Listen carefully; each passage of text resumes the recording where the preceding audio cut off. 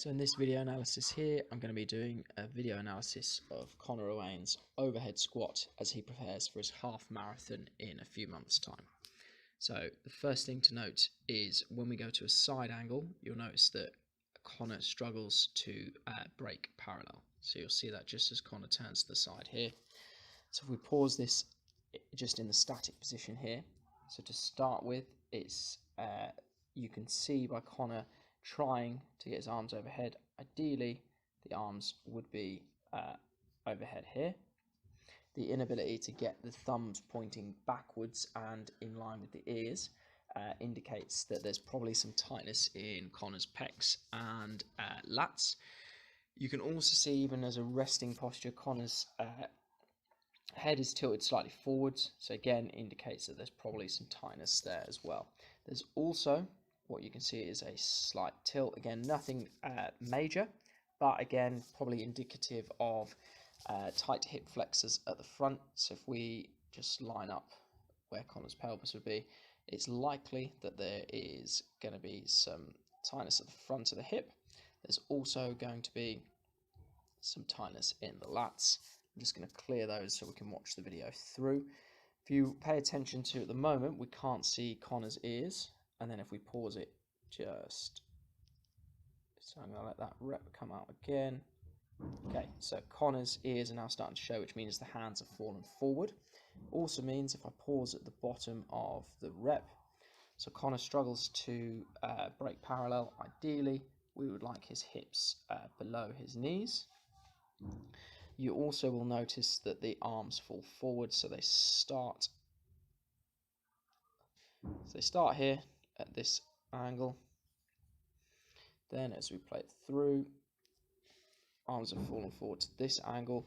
So it's likely that that's indicative of, again, just the tightness of the pecs and the lats as the inability to control the shoulder. You'll also notice that the thumbs are pointing, the hands have changed where they're orientated. So ideally, thumbs would start by pointing backwards, and now the thumbs are pointing back.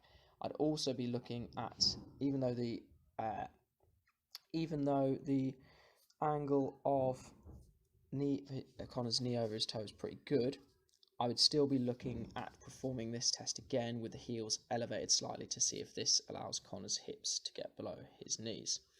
Just in looking at this at the back, we'll pay particular attention to the ankles and just seeing whether or not these turn out or not.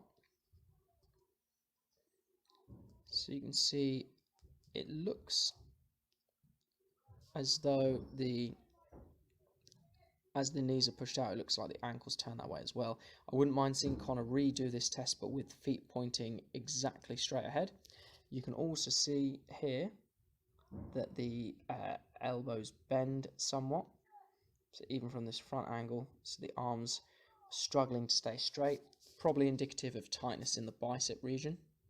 So in terms of practical recommendations, I would have Conor foam rolling his calves and static stretching them using just a basic stair stretch.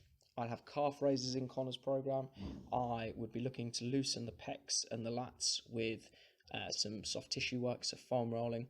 I would be looking at strengthening the back of the body with stuff like TRX rows and horizontal pulling like dumbbell rows.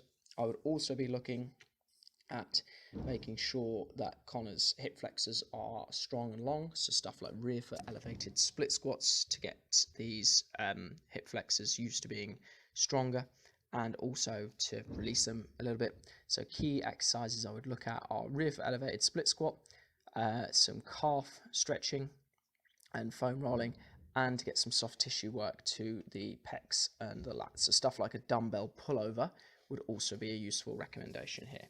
So where we're targeting strength and mobility at the same time. If Conor's building up to the half marathon, then even stuff like a rear foot elevated split squats in the warm up for his runs, just so we can load up a little bit of body weight strength before going on a run and slowly try and improve these mobility restrictions, as these are going to allow his stride to be technically improved, and also will place less stress on joints such as the low back and the knees.